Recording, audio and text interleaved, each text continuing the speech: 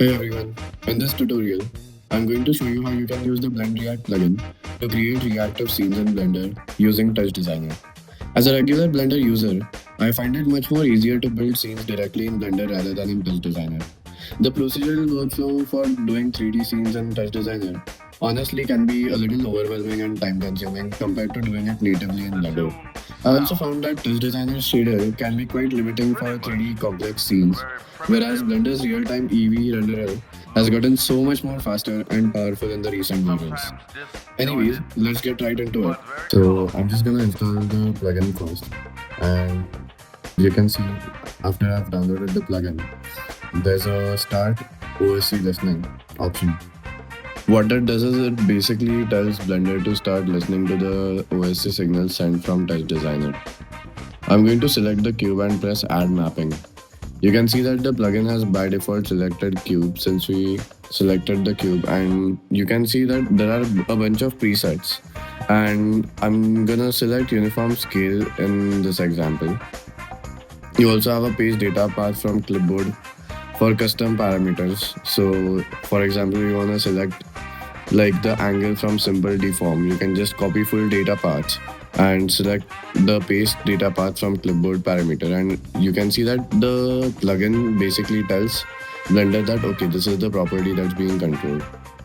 I'm just gonna go back to the uniform scale for now, and I'm going to open Touch Designer and delete everything else and just keep the noise chop and add a rename chop next to it. I'm then going to add an OSC out chop next to the rename chop. Make sure that the network port in both the softwares are matching. This ensures that both the softwares are running on the same network port. In data format, I'm going to change time slice to samples.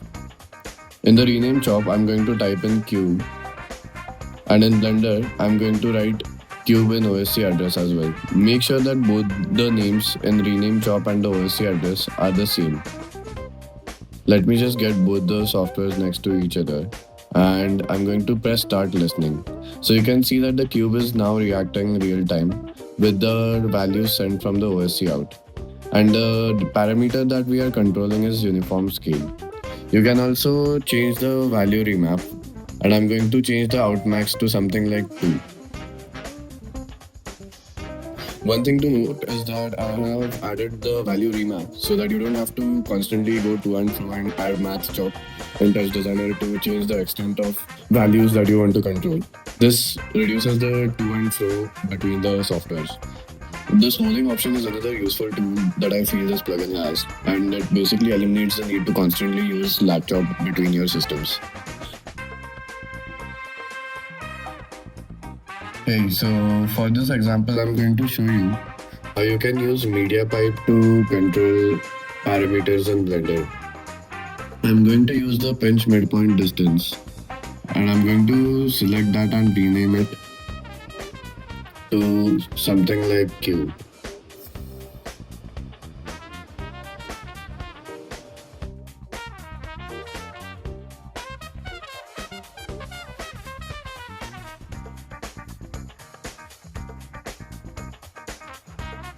I'm going to change the data format to samples, and in Blender, I'm just going to open the plugin.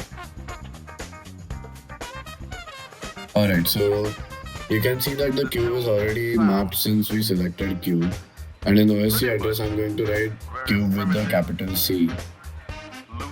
You can see that the setup is working real time now with the pinch midpoint distance.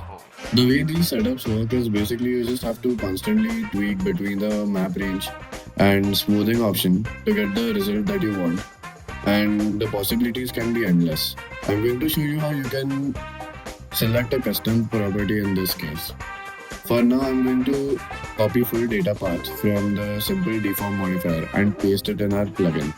So what this does is basically it's going to change the angle in the simple deform modifier. I'm going to increase the scale to show this better. Alright, so when I'm increasing the pinch midpoint distance, you can see that the faces in the back are getting clipped. So I think this is going to get solved with the subdivide option in Blender. Okay, it's still getting clipped, so we are going to have to reduce the out maximum. And you can see that it's all about tweaking this to and fro and getting the result that you like in the end. You can also take any other property like material properties, world properties. For now, I'm going to show you how you can control emission. I'm going to do the same thing, copy full data path, paste the path from clipboard, and you can see that with the pinch midpoint distance, the emission gets changed in real time.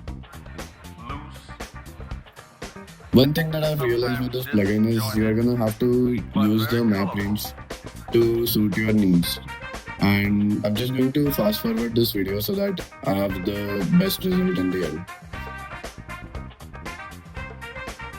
And yeah, I'm happy with this result, and you can see that the emission is now increasing and decreasing with the pinch midpoint distance. For the next setup, I'm going to show you a little more complex setup with how you can choose to control shape keys. In the touch designer end, I have multiple nodes. What this setup basically has is it has multiple nodes on the touch designer end. It merges them into a merge job, and the OSC out is sending these signals into Blender. You can see that I have mapped individual shape keys, and individual shape keys are being controlled by the values sent by the noise job. You can already see that these visuals are different than just traditional keyframing. The creative possibilities here are endless, and I can think of so many use cases from interactive games and MIDI controlled visuals to motion tracking and projection mapping as well. I've kept things simple so that as many people can understand and follow along, but there really is no upper limit to how you can get creative with this plugin.